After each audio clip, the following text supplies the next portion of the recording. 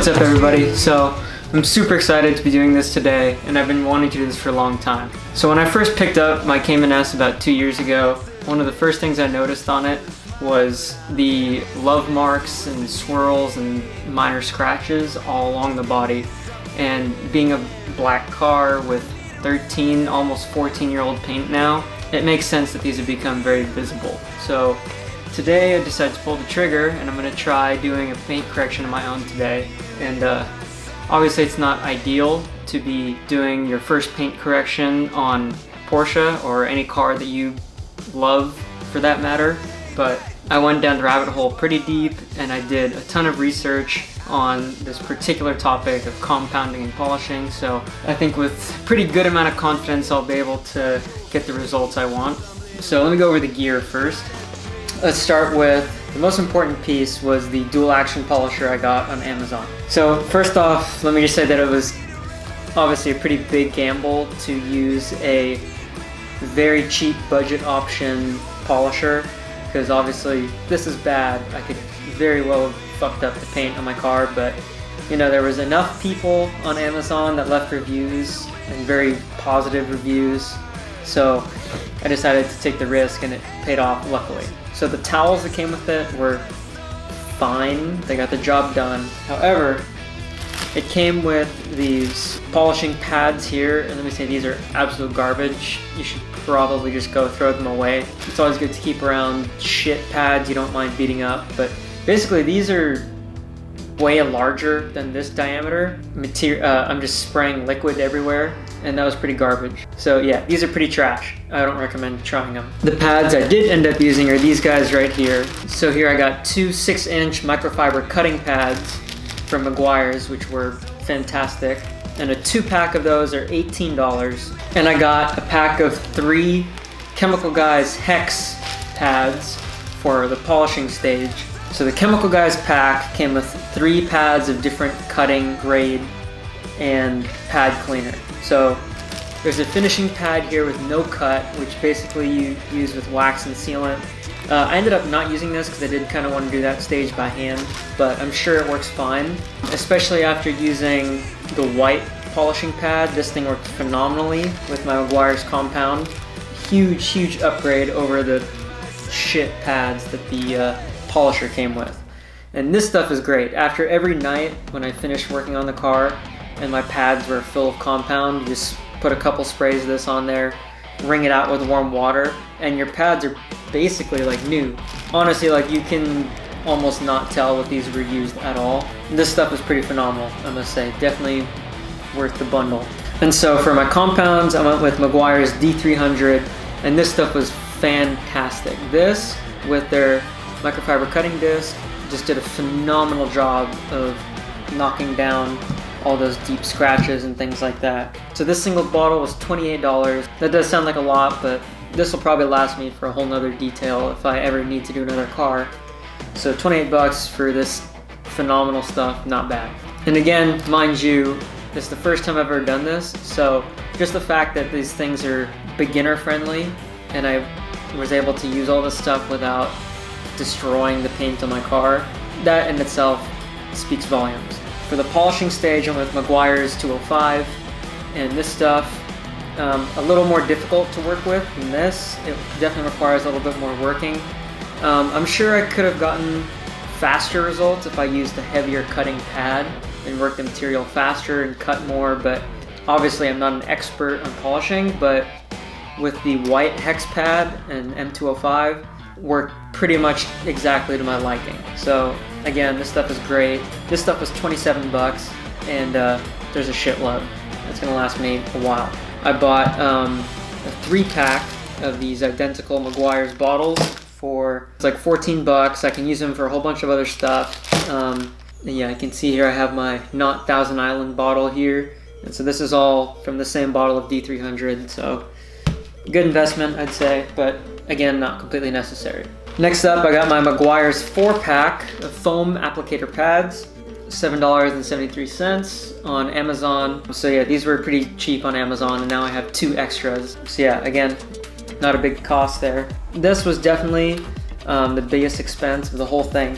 ammo sealant right here, $65 a bottle. Not cheap, but seems to be some pretty great stuff. I've heard great things about it, read great things about it. I also read that there's cheaper alternatives for a similar result. But after seeing all the care and love and effort that Larry and Ammo NYC put into their videos, I just knew that there's no possible way I could be upset with the product, and so I had to get myself some ammo stuff. And it just looks awesome. So this, 65 bucks. If you're on a budget, you could probably go without it, but I definitely wanted to show some love to Ammo NYC. Huge shout out to them. This whole video wouldn't even be possible without their online courses, so good stuff.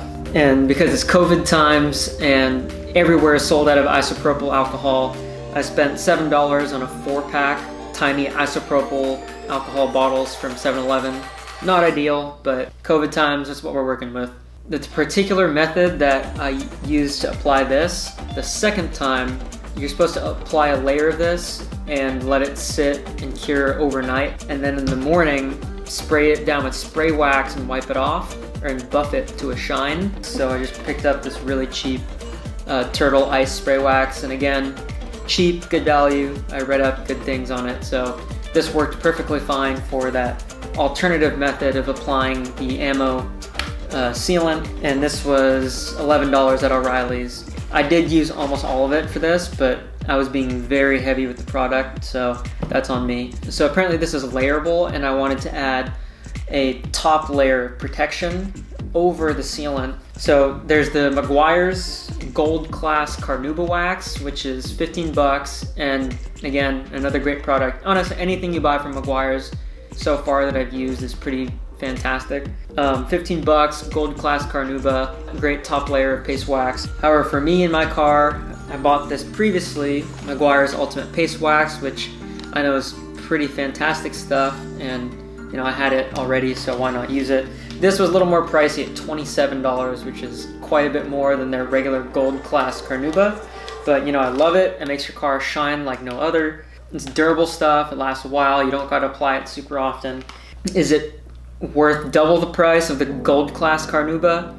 Probably not. And that pretty much does it for all the costs, but there are a couple extra things that I didn't consider in this price, and it's things I kind of assume that most car people already have lying around. So that would be spray bottles, gloves, and then there's obviously just the car soap or dish soap. In this case, you would use dish soap. So who doesn't have dish soap laying around? And then just masking tape and microfiber towels. Those are things that I assume most people who clean their own car already have laying around, and I'm not going to consider it in the cost. The last couple things, no detail job is ever done without the finishing touches of scented trees and tire shine. These really put the nice finishing touch in your car. So $4 for a 3-pack of the little scented trees, and this stuff was like 10 or 11 bucks. I used one of the foam applicator pads for this, so I'll never be using this for anything but tire shine, and I already had a 4-pack, so yeah, this stuff's pretty great. Just be really careful not to get this on your hands or on other parts of the car that you don't want purple. This stuff does stain quite badly, so don't do it in your driveway either. You'll fuck up your driveway concrete pretty bad. Yeah, so that brings our total up to $291 for all of this, and again, that's considering the cost of the Ultimate Paste Wax, not the $15 Gold Class Carnauba, which would bring your total down further. And again, there are options where, I saved a couple dollars, and there's other options here where I went with the more expensive or most expensive option with some cases. Yeah, definitely not the cheapest I could have gone, but also very, very far from the most expensive options. And then again, a lot of places, when they do a paint correction, they have multiple sizes of polishers, which obviously I don't, to get into other little nooks and crannies. So that would be a pretty significant cost to add on. Thanks to this pad cleaner, I didn't have to buy a whole bunch of pads, and I didn't have to constantly throw these in the washing machine after every night's use. So this actually saved me quite a bit also. Otherwise, this is all fantastic stuff, and specifically worked very well for my paint. If you have a softer clear coat, I can't say as to whether this specific setup would work great for that also. And then if you have one stage paint with no clear coat, totally different ball game entirely. Can't speak to that. But you know, if you have a Porsche, I assume all of the modern Porsches, especially any other Caymans and Boxsters, have a very similar paint and clear coat process. I'm sure this exact paint regimen would work just fine. So anyways, that's everything I used in this video. And again, can't say thank you enough to Larry and everyone over at Ammo NYC. This just would not have been possible without them. You know, they're able to save me who knows how much money and teach me a very valuable skill just based off of YouTube videos. So really speaks to the quality of the teaching over on their YouTube channel, and those guys really know their shit. So thank you, Larry. Thank you, Ammo. A final note, you'll notice that I have all of my used products here in separated bags with labels, because you for sure do not want to mix up your different materials. So I definitely wouldn't want to accidentally use a towel I used to clean up excess polish and try to use that to apply sealant or remove sealant. You definitely don't want to be cross mixing these things. So keep all your stuff separate, labeled, and like me, I do plan to reuse all these things. So if I ever apply another layer of ammo sealant, I got these guys right here, and I wouldn't mix them up with anything else. So I'm gonna put all this away into one tiny little box, tuck it away in the garage, and there it shall stay until I need it again. So first, what I've done, I took the car and gave it just a basic wash, but instead of using regular car soap, I used dish soap to try to get rid of any of the residue of wax or other detailing products I've used on it. And actually taking off the wax has really made the love marks show back up quite a bit, so it'll be easier to see. So we're gonna be prepping the paint with the 50-50 alcohol and water mix. Not my preferred type of alcohol, but that's okay. So I'm just gonna tape off this small part of the car right here to do a little test run. Hopefully I don't mess it up too bad or at all. And again, I'm in no rush to do this because I definitely don't want to rush and do something stupid.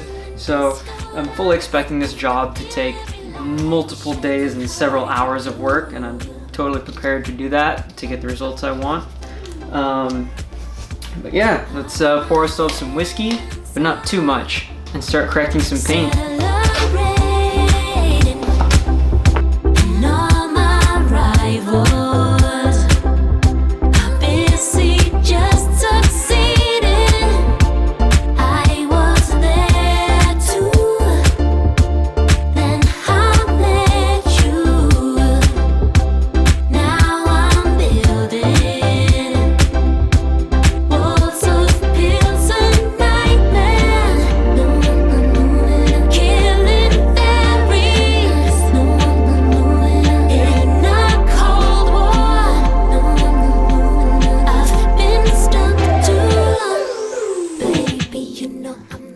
I just wiped off the first round of the cutting compound, and it actually looks really good. It's getting that fogginess that is supposed to happen, but I'm not seeing any of those love marks that were just here a second ago. And it was actually a very quick pass, so it didn't take much time at all, about, I don't know, 60 to 120 seconds maybe. So let's go ahead and do the polish on this area, and we'll see what it looks like after. It took 3 very short, light, gentle polish passes, but now that I'm seeing this, this looks phenomenal. This looks like new paint. I don't know what to say. This is going awesome, and yeah, I can't wait to see how the rest of the car looks. So I'm gonna keep going. So actually, now that I have a much better idea, understanding of the interaction between the pad, the polishing compound, and the amount of time you're supposed to work the compound, this is actually much easier to get the glassy result and not that ugly hazy look. And basically it just boiled down to I was using way too much polishing compound, and I wasn't working the material long enough. And also I'm sure it had to do with me switching the pad as well. So completely eliminates that hazy look I was getting.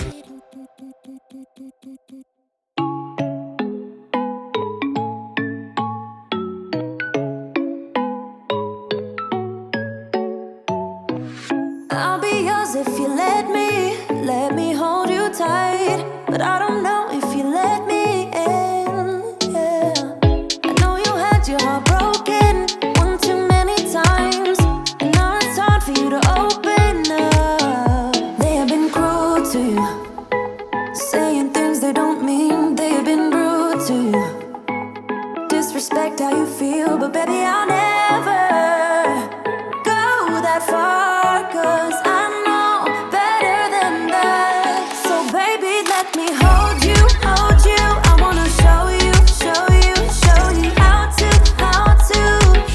treat you right, treat you right. Yeah, so I'm super excited after seeing this in the sun, and honestly the difference between the polished and unpolished sides is amazing. It's really apparent how much better the paint looks on this half, so I guess I'm just gonna go ahead, continue with what I'm doing, because must be doing something right. It looks perfect. They have been cruel to you, saying things they don't mean, they have been rude to you. So I've been up since 7 a.m. this morning, just finishing up the car now, getting it ready for the meet today. So I think it's looking pretty phenomenal, if I do say so myself, but I think I might have time to just do this guy right here, Ammo Skin. So yeah, let's get this done.